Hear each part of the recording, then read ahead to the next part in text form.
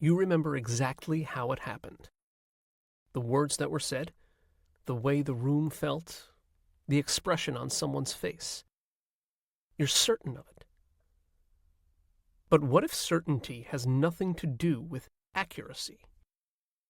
What if the memory you're holding on to so tightly was never quite real to begin with? We treat memory like a recording, as if somewhere in the mind there's a library of perfect moments, stored exactly as they happened, waiting to be retrieved unchanged. We build our identities around these recordings.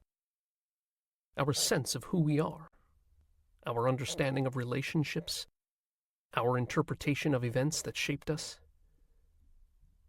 And we defend them, because if the memory is wrong, what does that mean for everything we've built on top of it?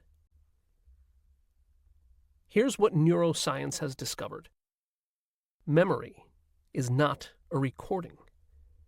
It's a reconstruction.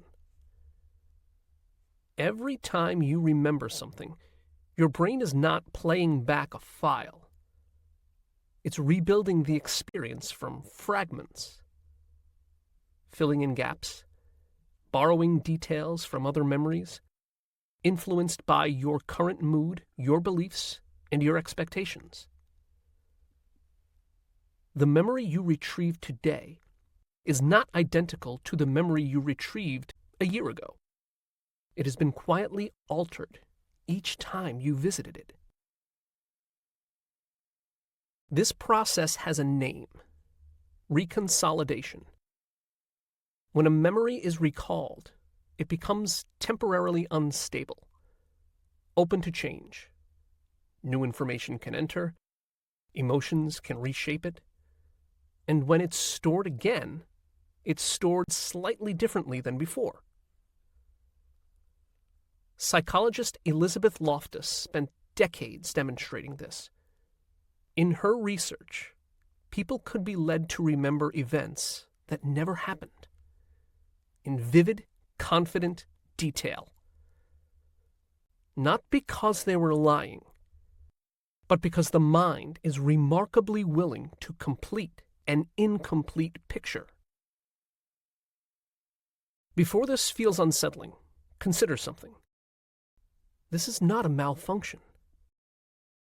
The reconstructive nature of memory is part of what makes the human mind so adaptive. A perfect recording would be rigid, unchangeable, unable to incorporate new understanding.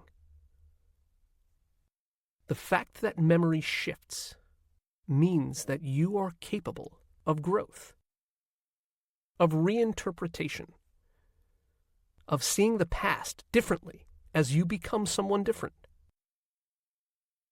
What memory actually does is more interesting than recording. It constructs a narrative.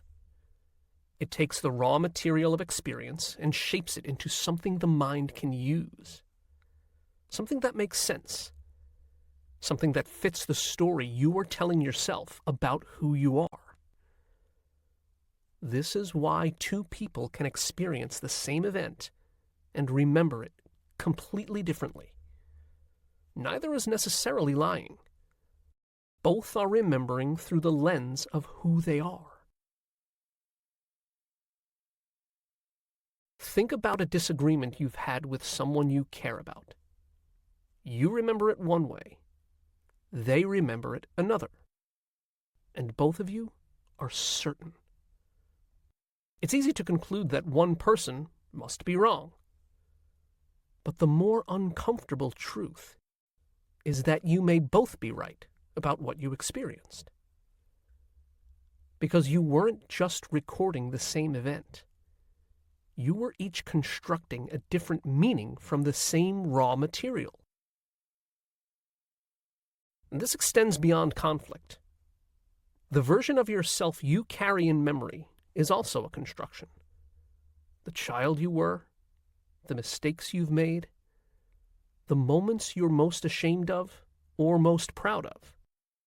All of them have been reconstructed so many times that what remains is less a record and more an interpretation. And interpretations can change. If memory is reconstruction, then the past is not as fixed as it feels. Not because you can rewrite what happened, but because the meaning you assign to it is always, quietly, open to revision.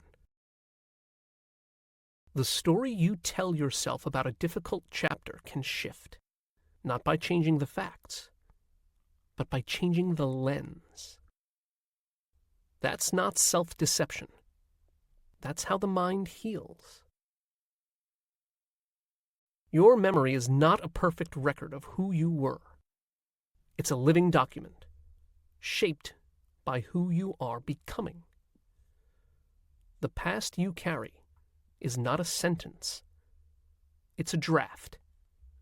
And drafts can be understood differently with time, with distance, with the quiet willingness to look again.